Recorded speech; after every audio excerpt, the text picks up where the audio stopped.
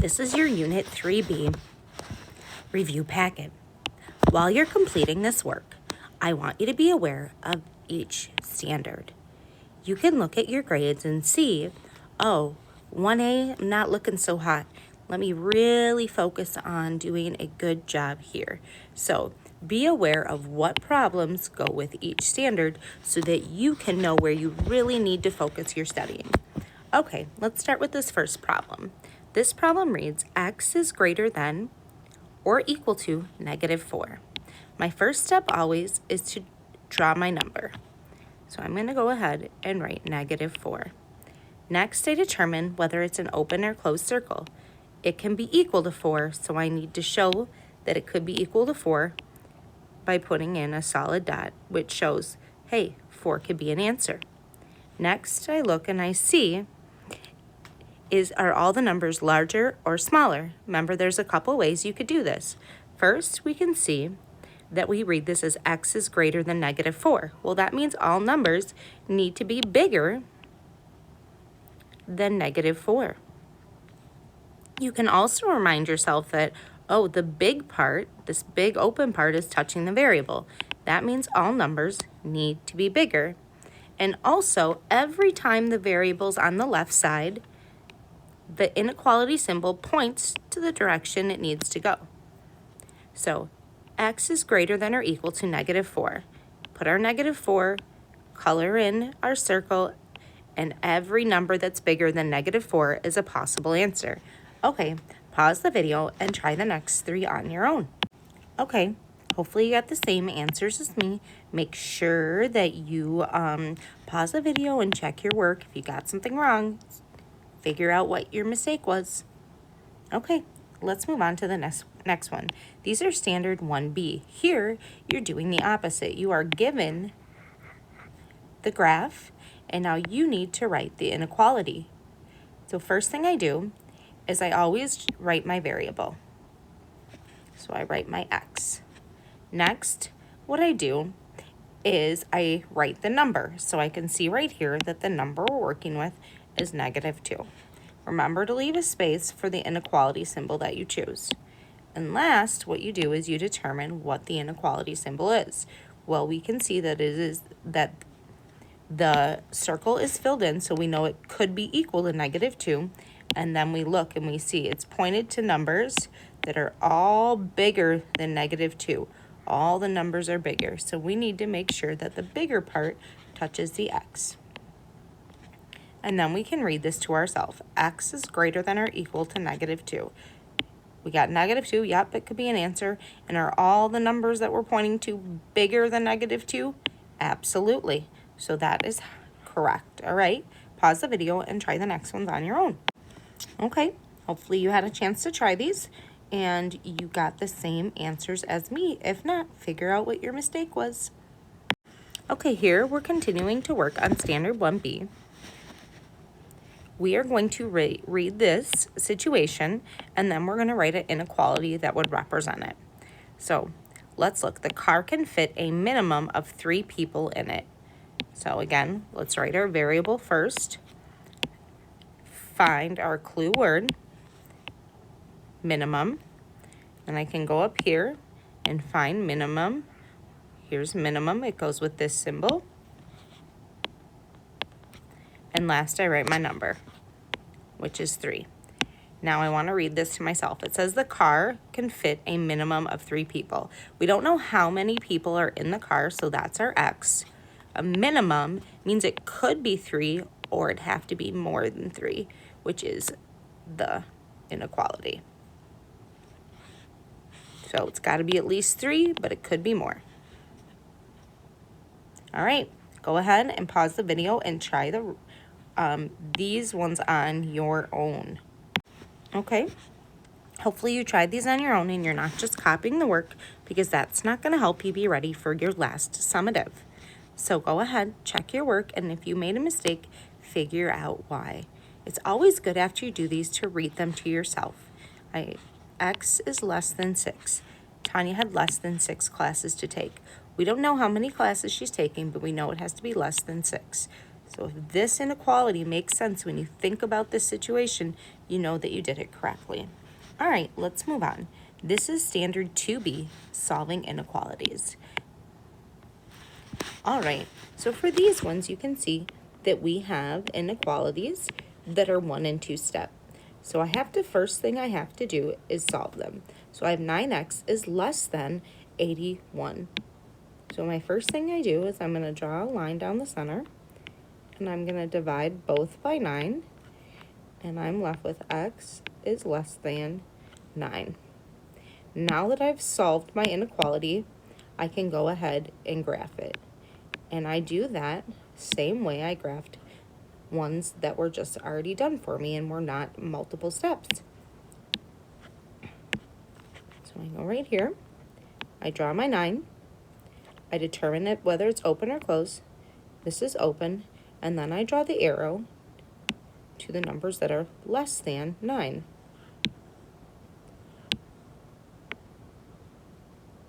All of these numbers are smaller than 9.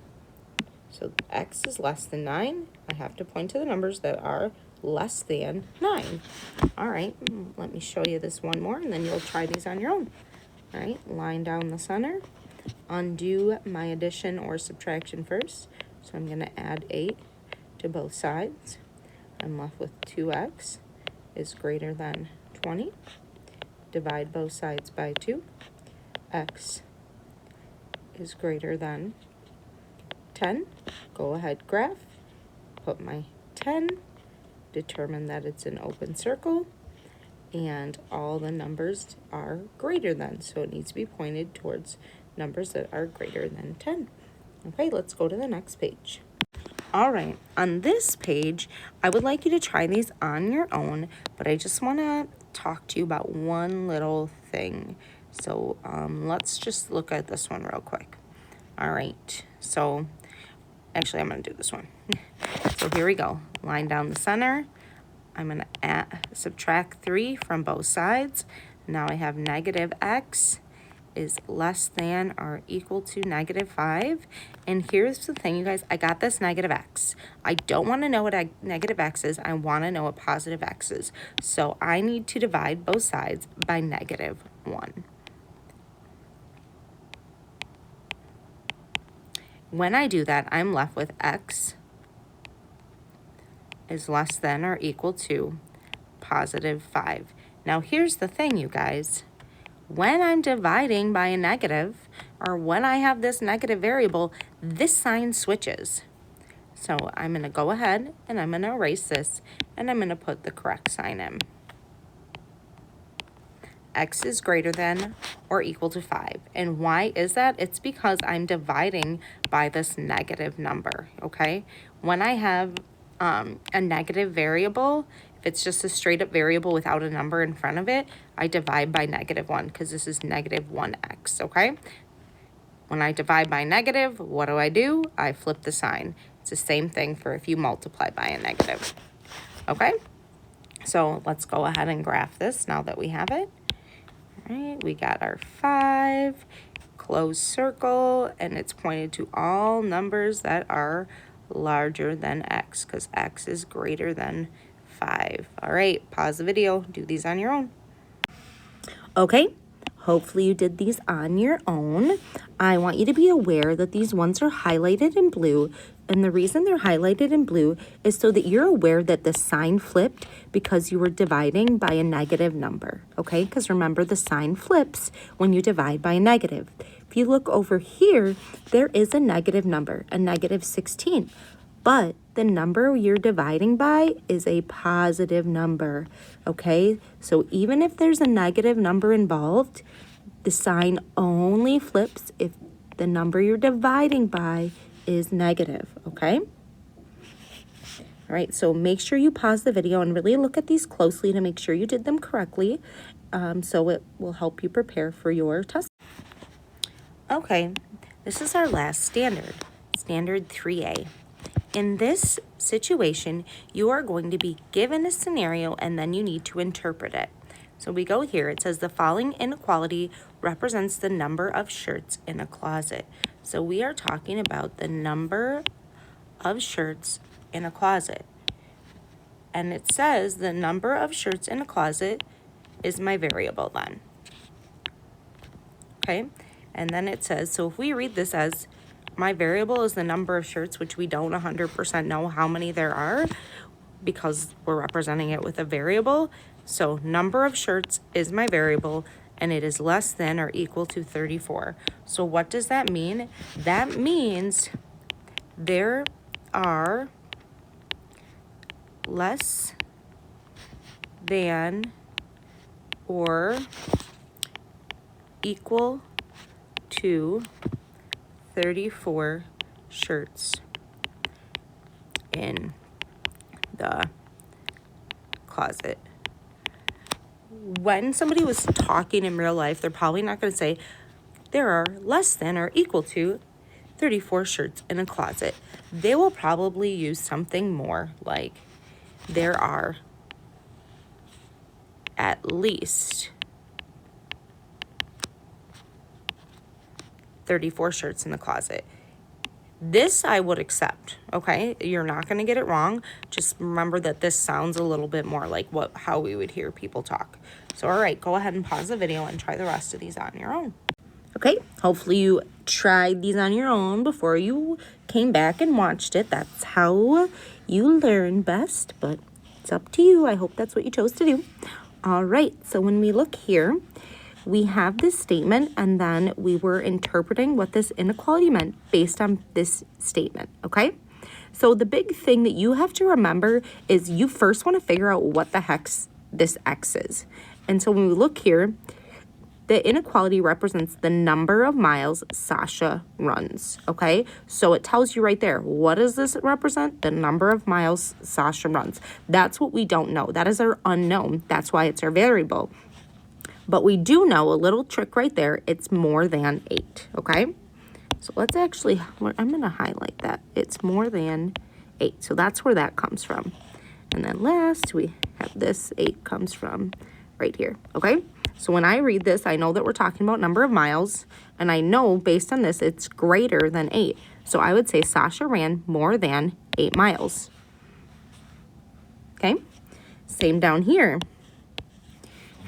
We have our less than symbol, and we have our number is 15. So when I look here, the inequality represents the number of chickens in a coop. So we know, it says right there, number of chickens in a coop. We don't know exactly what they are, but we know that they're less than 15, okay? So there are less than 15 chickens in the coop. Because we're talking about chickens in the coop. We don't know what they are, but we know that it's less than 15. Okay, next one. Following inequality represents the height in feet of a building. So the height in feet of a building is what we do not know. So that's represented by a variable. That's our X. And then, it says that our X is greater than or equal to 253. So we're talking about the building, so we know the building has to be greater than or equal to 253 feet. So there we go. And I said, I read this as the building is a minimum of 253 feet because that represents the symbol. And again, that's the way people talk. It could be 253 feet. That's why we got our little equal sign, or it could be more. So the building is a minimum of what? 253 feet. So 253 feet tall. All right, last one. The following inequality represents the weight in pounds of a cat. So we don't know what the weight in pounds of a cat is. That's our X. But we do know that it's less than 12. So we got our less than. If we look here, we're talking about the weight in pounds of a cat. So the cat weighs what? Less than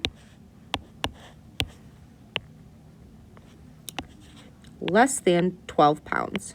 So the cat weighs less than 12 pounds. Okay? All right, if this is confusing to you, rewatch what I'm saying check out the highlights and where they come from. That should be helpful to you. All right, hopefully you got these right. If not, you know, you can always reach out and ask for some help.